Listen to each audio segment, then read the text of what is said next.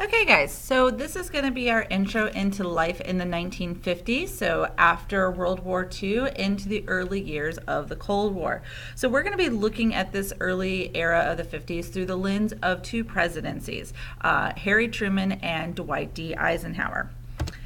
So to understand what was really going to define their presidency through domestic policy and foreign policy is the beginnings of the Cold War. So the Cold War is going to start pretty much after World War II and will last until the fall of the Soviet Union in 1991. It was a state of tension between the United States and the Soviet Union. It wasn't a direct conflict. They oftentimes fought each other in what we call proxy wars. So they would invest resources and combat against each other in conflicts around the world. But they battled for political, economic, and military supremacy. So it's a sense of competition amongst the United States. And the Cold War is going to shape and define our foreign policy for the next 45 years. So we have to look at where did this start. And this actually started, the seeds for the Cold War are going to be planted long before World War II was even over. As you might recall from World War II, when the Soviet Union was attacked, they joined Great Britain and then eventually the United States in their alliance against Hitler. But again, the only reason why they created an alliance was because they had a common enemy. Stalin never trusted the West, and the West never trusted the Soviet Union. So at the Potsdam conference, and actually even before that at the Yalta conference, the last conference between FDR, Churchill, and Stalin, they sat down to discuss their plan for Germany after the war. Now, all three countries agreed that Germany was to be divided into 4 different zones. And so France would be brought in as one of the occupying countries of those zones. And so Soviet Union would get the eastern side of Germany, and the western side would be divided amongst Great Britain, United States, and France, as you can see there on the map. The capital city of Berlin, which you can see kind of centrally located within the Soviet section of Germany, was also to be divided amongst the 4 zones, or amongst the 4 countries that were going to occupy those zones. Now, this wasn't really a problem. All 4 countries agreed that their goal was to kind of help Germany recover, help it rebuild, and with the hopes of holding elections to have the country unite. They did not want to have Germany remain divided permanently. One thing, though, that Stalin was adamant about was making sure that Germany paid reparations, to pay for the damages. As we know, Stalin instituted the scorched the earth policy, so his country lost a great deal in regards to resources, farmland, infrastructure, as well as people. And so he was adamant that Germany was to pay. Franklin Roosevelt at the time agreed that Germany should pay reparations, but the payment should be reasonable. It should not bankrupt Germany, because he says, that was what got us here for a Second World War. He also believes that the payments shouldn't be just straight money. It should be payments in regards to resources, so agricultural products, manufacturing products, and trade, which Stalin agreed to. Unfortunately for Stalin, FDR will pass before the end of the war and brings in Harry S. Truman. Now, Truman has a very different take on reparations. He's actually against reparations on Germany. He feels that, punishing them even further for the devastation that they've already experienced in the war will just set the stage for another major conflict or the rise of another fascist form of government. So he argues with Stalin at the Potsdam conference that, you know what, you're not going to get reparations. You can agree to have, get payment in regards to industrial equipment to replace the industrial equipment that you burned in the scorched earth policy, but Truman was not going to guarantee Stalin regular payments. And Stalin was forced to accept these terms, and he's not happy about it because the Soviet Union did suffer the most casualties, and he felt that they suffered the most in comparison to the Allied nations. But he was at the mercy, because if you look at the division of Germany, the western side of Germany was the industrial hub. The eastern side was more agricultural. And so if Stalin wanted to get access to industrial resources, he was going to have to get the approval of Great Britain, France, and the United States. So he bitterly agrees to Truman's terms in regards to reparation. But as we will see in the future, Germany is not going to be united. Another component of the Yalta Conference and then the Potsdam Conference is the creation of the United Nations. This is one thing that was planned out in the Atlantic Charter between Churchill and FDR was adamant about seeing it put into action. So the United Nations was actually created before the end of World War II, even in Europe, in April of 1945. And it's very similar to the role of the League of Nations. Some key differences is the ability that all countries are going to provide troops. Now, these troops cannot engage in war, but are there to try to maintain peace in times of conflict. Also, another key element is the United States is one of the members. And so they met in San Francisco, where about 45 countries signed the charter when it was first created. And from there, we see branches that come off of the United Nations. Today, there's the World Health Organization, there's UNICEF. These are all, sister companies or sister sections to the United Nations. Looking at this chart here to see the overall structure of the United Nations is you have the General Assembly. So the General Assembly is where all countries have representation, and this is where issues are brought to the floor for countries to be able to discuss. From the General Assembly, you can see that there's the International Court, there's peace commissions, this is where UN forces, Economic and Social Council, so subcommittees are started to be pulled from the General Assembly. But at the top, the elite group of the United Nations is the Security Council. And there are 5 permanent members of the Security Council. If you look at the image there, starting on the left, you've got USSR, which was the Soviet Union, replaced by Russia today, France, China, Great Britain, and the United States. So notice that those 5 permanent members were the 5 major members of the Allied powers during World War II. The remaining members to the Security Council are 10 members that rotate. They rotate on various terms, and they also pull members for the Security Council from the General Assembly and try to have representation of various regions throughout the world. For sanctions or for things to get passed in the UN, all 5 permanent members must agree. All 5 have veto power. If one country vetoes a sanction or a measure, then it is null and void. So you can imagine during the early years of the Cold War that the United States and the Soviet Union are going to combat against one another, to the point that the Soviet Union will leave the United Nations for a temporary amount of time, which is what's going to allow the United Nations to take certain actions because they're lacking the Soviet Union's veto. Okay, so starting to look at Europe after World War II.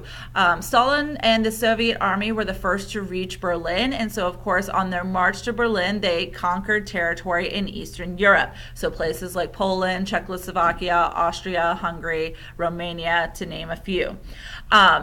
At that time, the ultimate goal of the Soviet Union was to spread communism. It was in their doctrine. They truly did believe that communism was a far better form of economy and government than capitalism, and they thought capitalism was out to destroy the world. And so with that mindset, they decided to install communist governments and communist economies into the Eastern European countries that they occupy. These countries became known as satellite nations. And so this is going to create some fear and some concern in the West, because Stalin was supposed to be holding free elections, and he's not. He is dictating to these countries what type of governments they are going to form. And while these countries have their own governments, they do answer to the Soviet Union. They are watched over by the Soviet government. So it's, even if they wanted to establish a democratic government, they really couldn't. And so this is where we come up with the era of Winston Churchill's Iron Curtain speech that was delivered in 1946. Prior to this, most American citizens felt we were on good terms with the Soviet Union, while there was tension amongst the political leaders that was never dispersed to the American people. We saw the Soviets as our partners. They were our partners in victory against fascism in Europe, and so we were even though they were a communist nation, we still thought positively of the Soviet Union at this time. But this is going to change when Winston Churchill came to the United States on a speaking tour. He was this great war hero, and many citizens, wanted to see Winston Churchill. And he was delivering a speech at a university in Missouri. He was getting an honorary degree from that university. And this is the first time that he coins his phrase, an iron curtain. And he says, an iron curtain has descended upon the eastern side of Europe. So it's not a physical wall, but he says, the people are trapped behind it. They're trapped by these brutal communist system of government. And many American people were alarmed to hear that the Soviet Union had created this, quote, iron curtain, or this wall within Eastern Europe, dividing the communist East from the democratic West. And so where the public had been very complimentary of the Soviet Union, now their opinions are starting to change, and they're starting to voice their concern to the American political system. They're starting to go to President Truman and saying, what are we doing about this? We need to stop this. We need to allow those people, we believe in self-determination. We need to allow those people to establish the types of government they want. And we know that those people in those territories want a democratic form of government. And so they want a response to try to stop the influence of the Soviet Union. And so this is where the American public starts to put pressure on the Truman administration and on Truman's foreign policy of what to do about the Soviet situation. So in response to this, Truman actually asked the American diplomat in the Soviet Union to kind of give him a briefing on what is life like in the Soviet Union? What is life like within the government? What are their thoughts? What are their ideas? And this became known as the long letter. It was, a long response back from the American diplomat there, where, kind of summarizing, he explains that the Soviet Union has a sense of paranoia, has a sense of fear that the West is out to get them, that the West wants to, take over, and that capitalism truly was a bad form of economy, that it was going to be the detriment and destroy the world. And so it was the Soviets' task and duty to spread the ideals of communism, to eliminate those, controlling, regulating governments that they saw in regards to the West. And so from there, that fear is going to give them that sense of power, and their fear is going to cause the Soviet Union to industrialize, but also to continue to build up their military. They want, the use of the atomic bombs created even a larger fear that the West was going to be out to get the Soviet Union. So they start work in developing their own atomic bomb. So this forces Truman to really assess the situation, and he comes up with what is known as the containment policy. And in the containment policy, he says, it's not to go to war. He doesn't want to go to war with the Soviet Union, even though Churchill's in his ear saying we should go to war with the Soviet Union. He wants to just simply contain the situation. He doesn't want to allow the Soviet Union to get any further territory to expand their influence. So they are to try to contain the spread of communism. And he says, I'd like to try to contain communism diplomatically, economically, but if necessary, we will contain communism with military action. And so the first instance of where containment is really going to be tested were in the territories of Turkey and Greece.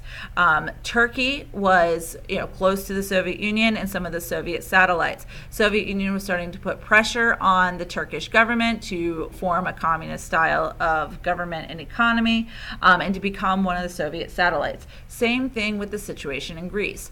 Both Turkey and Greece were in economic chaos after World War II, and so they were seeking aid and help. They were trying to resist a Soviet takeover. And so this is where, from the containment policy, Truman issues what he calls the Truman Doctrine, which is an extension of the containment policy, and it's an economic extension. The Truman Doctrine said he would aid any free people who were trying to resist subjugation or control by the Soviet Union. He would provide financial aid. He would provide military aid if possible. So this is where Truman is kind of changing American role in foreign policy. Prior to this, we were very isolated. Before World War I and even after World War I, it was like, okay, well, we fought the war. Now it's just back to the United States. And Truman's not doing that. Truman is actively engaging in what is happening in Europe with this containment policy and issuing this Truman Doctrine. He's promising the countries of the world, if you need help resisting communism, the United States is here to help. So we are getting directly involved in other countries' issues, even though they may have no connection to our economy or our security whatsoever. So we see a pivotal shift in American foreign policy after World War II, especially with the beginnings here of the Truman Doctrine, which the Truman Doctrine, the promising of aid, really did then go into the form of the Marshall Plan. George Marshall had been, witnessed the devastation to Western Europe, and he says the key to preventing those countries from turning to communism was to fix their economy. And so the Marshall Plan, which was developed by George C. Marshall, was a financial or economic plan that was going to provide funding to any countries in Europe. We were willing to give money to even the satellite countries that were under Soviet rule or under Soviet influence to help them rebuild after World War II. The Marshall Plan was $13 billion. It ended up going to 16 different countries, but it was not accepted by the Soviet Union or by the Soviet satellite countries. They weren't allowed to take money from the United States. So during the 1950s, Western European economies did start to thrive. They started to rebuild. We were, determined that as long as the economy was sound, job opportunities were there, new infrastructure was built, then those countries would not succumb to the temptation of or ideals of a communist economy. And so the Marshall Plan did prove to be a very successful means. And so, but it is going to be costly. We're not getting paid back. This isn't a loan. The United States furnished $13 billion to try to help rebuild Europe, but they felt it was crucial for the purpose of containing the spread of communism. Well, this is going to bring about crisis, particularly in Berlin, because as you recall before, Berlin was divided, but it is in the heart of the Soviet section. So Western Berlin was being rebuilt through the Marshall Plan, new housing, new infrastructure, streets cleaned up, but the eastern side of Berlin and just the eastern side of Germany was not being rebuilt by the Soviet Union. They did not have the means to try to help them.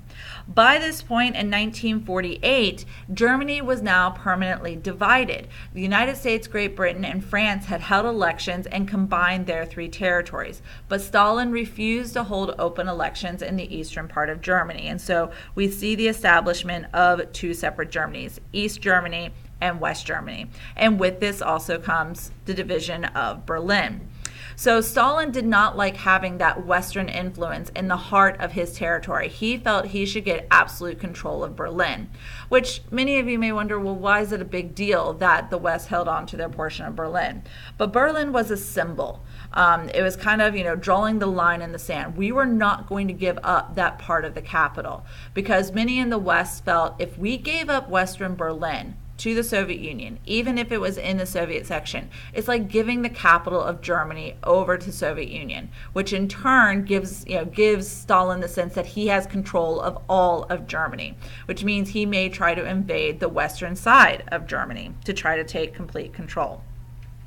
So Stalin goes on an act of aggression in June of 1948. He decides to close all access to the western side of Berlin from West Germany. So, no trains coming through, no access through roads, which means it's kind of a blockade of Western Berlin. Nothing gets in, nothing gets out. No food, no supplies. Well, the United States realized that in West Berlin, the only means to keep that territory going was about 2 tons of supplies a day, particularly of coal. They were in desperate need of coal for heating purposes, for electric purposes and manufacturing. So the United States had to look at various scenarios. What was going to be the best response? Truman did not want to provoke war with the Soviet Union. There were American generals who said we should drop atomic bombs on the Soviet Union. And Truman says, no, we can't always have our solution be the use of atomic weapons. So he was looking at, do we send armored vehicles? Do we send in tanks with supply trucks to get the supplies into West Berlin? Which again, that could be very confrontational. We're going to encounter Soviet troops who are stationed around that city. If we go in with armored tanks and armored cargo trucks, that could be seen as an act of war. We're breaking that blockade, which could engage us in war and battle with the Soviet Union. So instead, he decides to conduct an airlift. We had conducted an airlift across the Himalayas to drop supplies to China during World War II, and it proved to be relatively successful. So he says, we're going to take off from our airports in the western side of Germany, and we're going to fly over Berlin and, airdrop the supplies down. So we started to drop supplies by air for 327 days, so almost a full year. In all, about 2.3 million tons of supplies were going to be sent. And so this kept West Berlin functioning. But more importantly, the West Berliners did not feel abandoned by the United States or Great Britain or France. We proved that we were going to resist, a Soviet takeover, or Stalin thinking that he was going to be able to take control of that territory. And so within the year, Stalin is going to lift that blockade, and Berlin will remain permanently divided, as well as Germany remaining permanently divided until 1989. But after the Soviet aggression in regards to Berlin, many in Western Europe and even in the United States said it was time to form some military action against the Soviets to try to prevent further incidents like this from happening. So the United States and Canada joined 12 Western European countries to form a military alliance known as the North Atlantic Treaty Organization, or NATO, in April of 1949. Again, this is a momentous moment in American history for the fact that the United States has actually committed themselves to a military alliance, which will commit them to European conflict from the start. We had never joined an alliance from the beginning during peacetime. We had only joined in the war once we felt provoked, or once we felt that we could no longer stand by because of the great threat growing against our country. But again, Truman is now taking the initiative. He sees himself as the superpower of the world, and the United States has to be that leading country to combat against communism. And so we willingly join a military alliance. And the NATO motto was, an attack on one is an attack on all. And so this was a distinct message to the Soviet Union. Do not try to pull blockades or acts of war like you did in West Berlin to other countries, because if you attack or threaten one of those countries, you attack and threaten all of us. So this was to try to curtail the Soviet Union. Again, another measure to try to contain the spread of communism.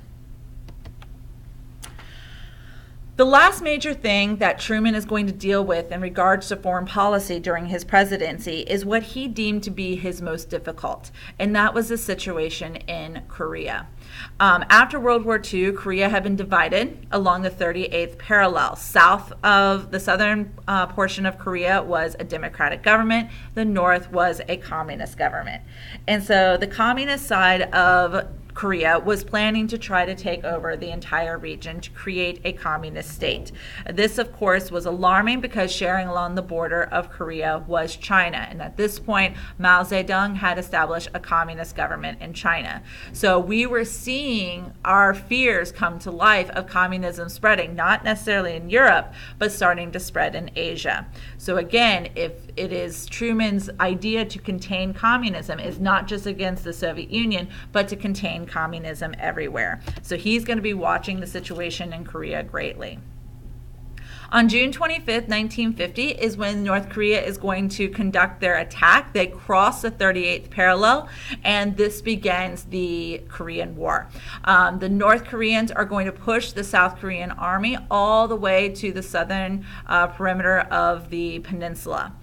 This is where Truman goes to the United Nations saying it is time to take action. By this point in 1950, the Soviet Union has left the has left the UN temporarily, and so there wasn't anything in their way to prevent the United States from getting the UN on board. So the United Nations voted to stop the invasion of North Korea into South Korea. So 16 nations sent over 500,000 troops. Most of the troops were American troops. So when we talk about, supporting South Korea, you can't just say, oh, it was the United States Army that was supporting South Korea. No, it was UN troops. Majority of those UN troops were American troops, but there were other countries involved as well. And those troops were all led under the command of General Douglas MacArthur. MacArthur was chosen because he had been the occupying governor of Japan, and he knew the region well. He had occupied the Philippines before they had gotten their independence in 1946. He was currently under the occupation operation in Japan, and so he knew the area well and seemed to be a good fit for the leadership position. So looking at the scenario here, you can look at the map there in the bottom left. The South Koreans have been pushed all the way to the port city of Potsdam, where they were looking for support. If they did not get UN intervention soon, North Korea was going to conquer the South Korean troops and have control of the entire peninsula. MacArthur said, I am not going to have a Dunkirk at Korea. I am not going to the port city of Potsdam to rescue them and bring them back to Japan. So instead, MacArthur decides to conduct an attack at the port city of Inchon. And so you can see there on the left, Inchon is close to the capital city of Seoul in South Korea. And his point here was to catch the North Koreans off guard and cut them in half, allowing the South Koreans to fight the lower half of the North Korean army that was in the South Korean peninsula, but then allow UN troops to combat against the North Korean army back across the 38th parallel. And so this is going to prove to be successful, and they are going to be able to push the North Koreans back across the 38th parallel. Now, while this is happening, you see that this is happening rapidly. By November of 1950, they have pushed them, North Koreans back into their border, and were pushing them close to the border of China. Now, China was staying out of the situation, but they were giving warning in the United Nations meeting saying, look, we are concerned about UN troops getting closer to our border. We are not trying to get involved in what is happening in Korea, but if you get too close to our borders, we will take it as a threat and will take action as necessary. Well, MacArthur was seeking permission from President Truman to cross the Yalu River, which is the border between China and North Korea, to be able to take over. Truman did not give MacArthur that authority, or did not give him permission to be able to cross the Yalu River. But American troops got so close that 300,000 Chinese troops decided to enter the war to help the North Koreans because they felt that they were at a threat, that they were in imminent danger. And so with the support of the Chinese, the UN troops now have to combat the North Korean troops and the Chinese troops. And by January of 1951, the Chinese troops had advanced all the way to the capital city of Seoul, so back across the 38th parallel. At this point, General Douglas MacArthur is publicly criticizing President Truman. He's asking President Truman to use nuclear weapons. He says, look, let's quit messing around. We have these weapons. Let's use them. Let's send a message to China. Truman refused. He saw the devastation of the use of the atomic bombs in Japan, and again, he did not want this to become the trademark response that the United States has in times of conflict. So Truman refused, and UN forces instead went on the offensive again, trying to push the North Koreans back across the 38th parallel. By April 1951, UN forces had been pushed back. Eventually, Truman is going to fire MacArthur. MacArthur was publicly criticizing Truman, calling him a weak leader. He was trying to go around Truman's back, going to congressmen, trying to get their approval. And so President Truman had no choice but to fire General Douglas MacArthur on April 11th, 1941, or 51. And this is going to be a shock to the American people. It's not going to make Truman very popular because MacArthur was a World War II hero. And so he came home to a hero's welcome. And he gave a speech. He says, old soldiers never die. And so this kind of forced him into his retirement. But he is still going to be loved by the American people. And many people are criticizing President Truman. At this point, people are wondering, why are we in Korea? We know that we need to contain communism, but why are we there? Why are we committing our men?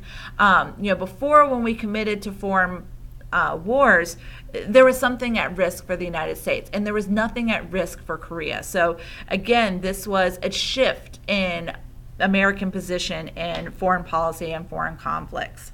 So Truman is not going to be very popular and is actually going to leave office before the end of the Korean War. And it'll be Dwight D. Eisenhower who brings it to an end. So in July of 1953, after pushing the North Korean troops back across the 38th parallel, it became just kind of a stalemate. It was known for those years as the meat grinder. I mean, Korean soldiers, American soldiers were losing their lives, but neither side was really gaining any ground.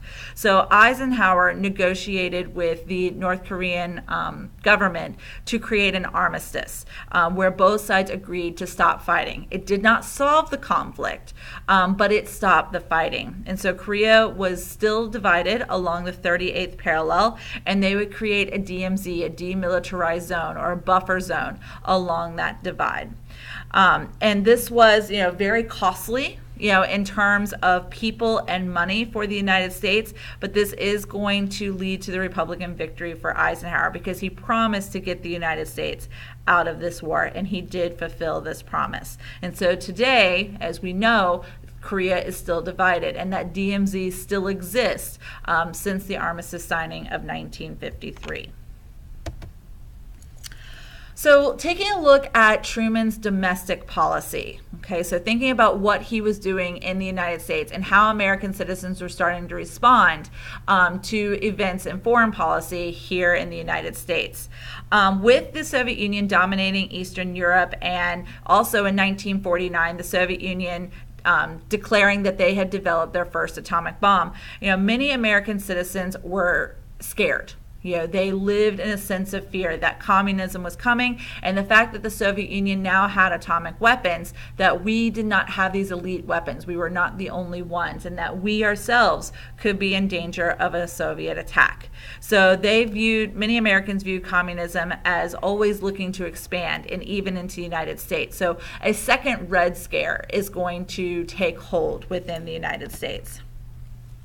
Because of this Red Scare, many people started to look at American citizens' loyalty. If you were a member of the Communist Party, were you a communist spy? Were you working with the Soviet Union? So within the government, they started to create a loyalty review board. It was established in 1947 to investigate government employees, of where does your loyalty lie? Are you loyal to the United States and to democracy, or are you considered an outsider? Do you have other opinions than what is the Truman agenda? From this loyalty review board came the House of Un-American Activities Committee, or HUAC.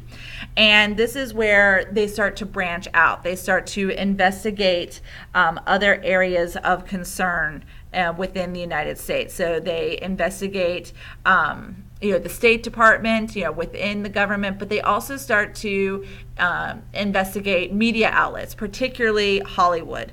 And this is where, the Hollywood 10, these were 10 producers, screenwriters, some of them actors, who pled the fifth, when they were brought into the committee for questioning about, were they members of the Communist Party and did they sympathize with the Soviet Union? They pled the fifth, which did not incriminate them, but many felt, well, by not disclosing that you're not a member of the Communist Party, you are then guilty by association, or guilty for the fact that you are not speaking out against it.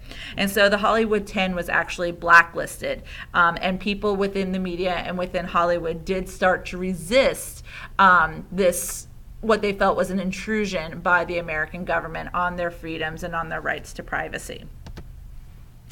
But with this Red Scare also came hysteria for spies, and two cases did come about here in the United States. One was of Alger Hiss. He was investigated by the House of Un-American Committee in 1948. He was accused of being a spy for the Soviet Union. He was shown that he had given intel information to the Soviets, and that he might have been a communist sympathizer. And so he was convicted of perjury because he denied giving any information or being a communist sympathizer in 1950.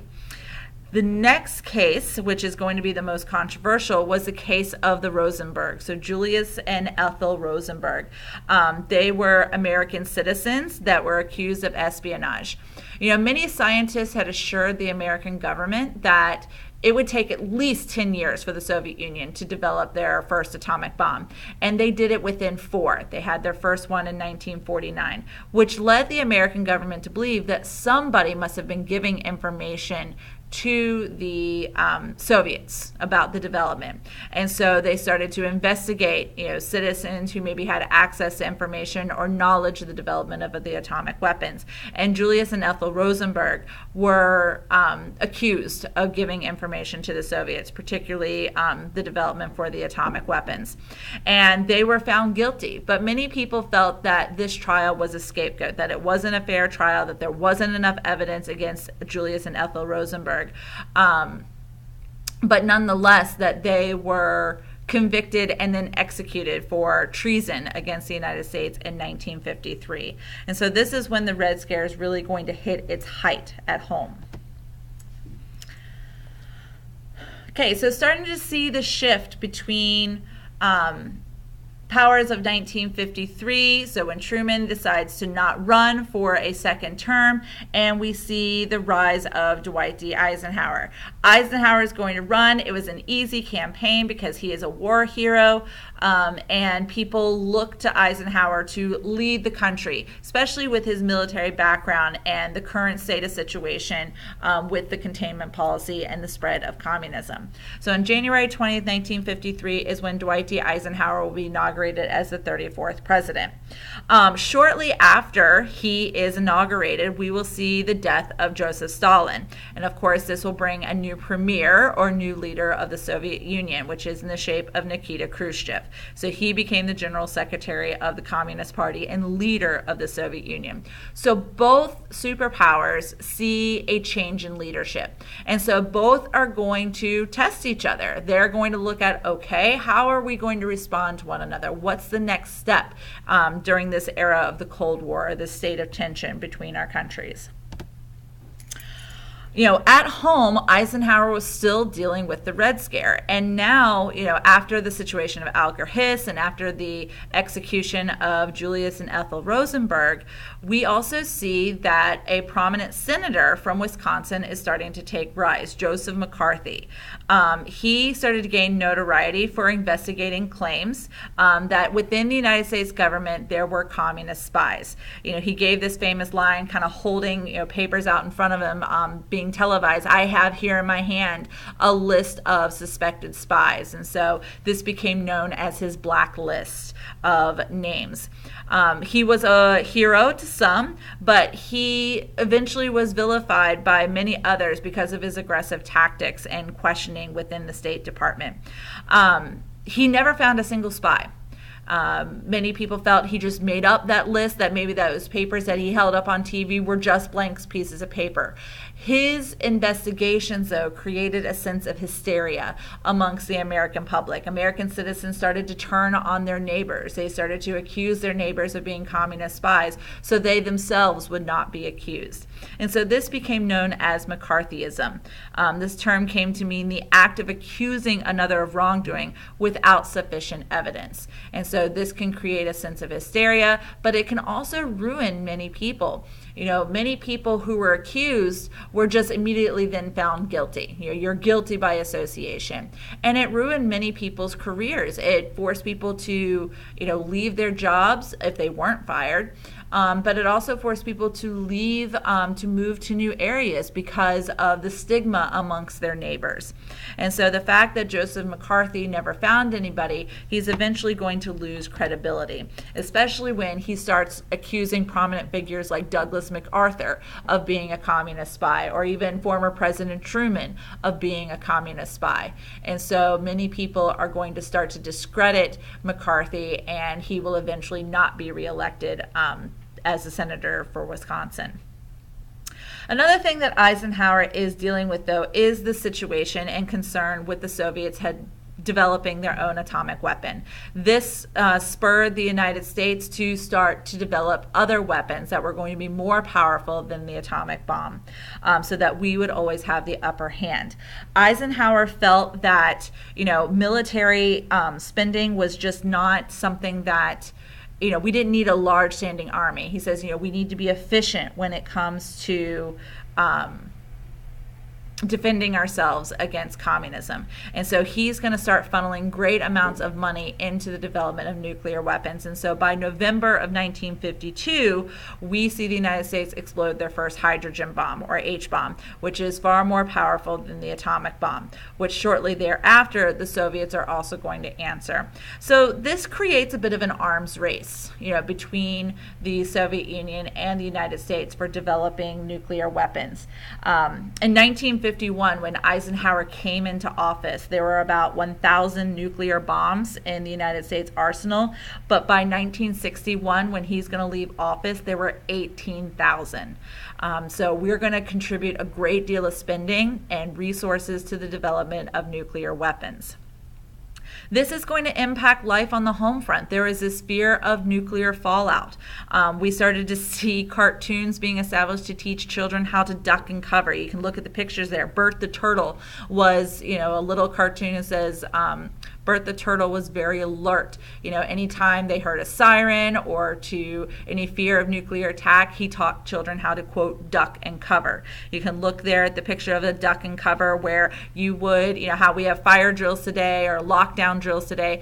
Children in the 1950s had nuclear attack drills where they were to duck and cover under their desk. I know it seems ridiculous that your desk may protect you, but it was an act to prevent chaos and hysteria, to try to give a sense of doing something to protect yourself during this age of nuclear development and this arms race. Eisenhower believed that, military is important, but he also said that we had to show that capitalism was better than communism. And so we had to develop our economy. We had to show the strength and power of our economy so that communism did not seem appealing. And so, again, with the development of nuclear weapons, he felt that, quote, gave more bang for your buck. And so he's going to dismantle some of the armed troops and take the money and funding that went to armed troops to develop the nuclear weapons. And so this becomes known as brinkmanship. Eisenhower felt that, the way to foreign policy was to threaten with nuclear weapons. If we have a larger nuclear arsenal, we can threaten nuclear war and force our enemy to back down, which is something that he was trying to do, that we would go, to the edge of the world. We go to the edge of all-out nuclear war. And this became known as brinkmanship. Okay, go to the brink of war and force the other to back down. The Air Force was expanded so that we could be able to fly and drop these nuclear weapons, as well as our nuclear weapon arsenal.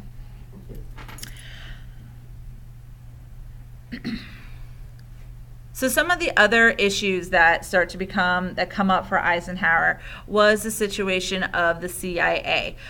He says, it wasn't enough just for brinkmanship or the idea of massive retaliation to threaten nuclear war, but he says, we need to kind of have ground forces. We need to know where uprisings are starting to happen so that we can try to eliminate those uprisings before they become large-scale problematic conflicts where we may have to threaten nuclear war.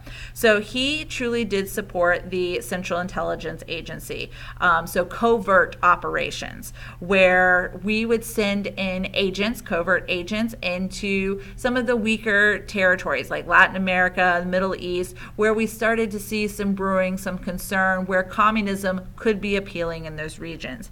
The covert operations typically would just report back on the general social setting within those countries, but there were times where the covert operations would try to take out rising leadership, or if they got wind of a rebellion, to try to squash that rebellion before the United States would have to publicly threaten nuclear war to try to control it.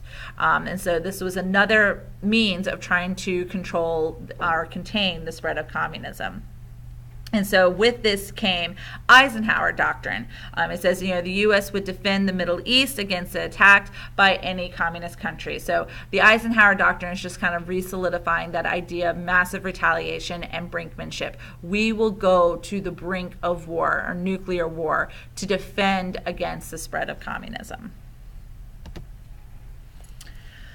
With the growing tension of the arms race and the fact that the United States had become a member of a military alliance against the Soviet Union, when the United States started to put nuclear weapons in West Germany, this fell, to the Soviet Union. This was the last straw, that they themselves had to just start to defend themselves. So in 1955, the Soviet Union formed their own military alliance known as the Warsaw Pact. And so this military alliance, of course, contained the Soviet Union and 7 Eastern European countries, which were the satellite nations to the Soviet Union. So here again, we have 2 major alliances and a divide in the world, and both sides having nuclear weapons. So, we could see the potential for a third world war if, a spark came along that could provoke such a conflict.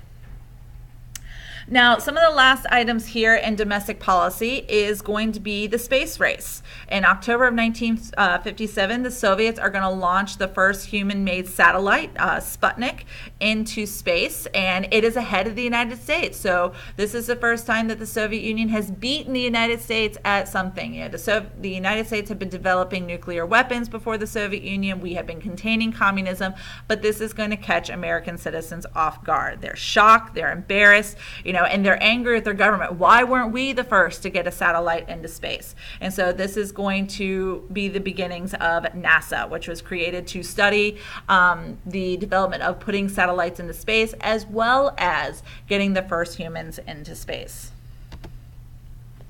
And the last incident here under the Eisenhower administration is a bit of a blunder.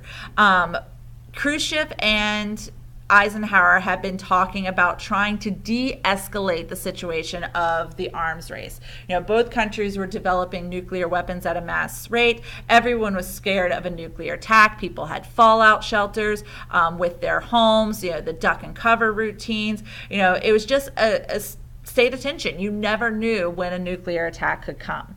And so both Eisenhower and Khrushchev were trying to sit down to talk to try to eliminate some of that state of tension within their countries. And so they agreed to a Paris summit where they were going to meet to discuss at neutral terms. Unfortunately, prior to this meeting, one of our spy planes was shot down by Soviets. So in May of 1960, they shot down one of our U-2 planes. It was one of our elite spy planes. It was a plane that could fly at the highest, and it was part of our CIA. It was part of our covert operations conducting intelligence research on the Soviet Union. And so when it was shot down, Khrushchev is angry. He feels that the United States has violated their sovereignty, and also the fact that Eisenhower denied it. He says, "Oh, that was a weather plane. We were just collecting weather data. We were not spying on the Soviet Union." So then Khrushchev produced Gary Francis Powers, who was the pilot of the plane. So he had survived the crash, and they produced him. And so Eisenhower was proven wrong. And it proved that the United States lied to the international community about spying on the Soviet Union. And so where they were supposed to be trying to eliminate tension, this is just going to make it even worse. And so Khrushchev cancels the Paris summit, and a state of tension between the two countries is strained even more. Okay, so after this, we'll be taking a look at life in the 1950s, so what was happening domestically and culturally in the United States, and starting to also look at roles of the civil rights movement, which is going to spark off in the mid-1950s.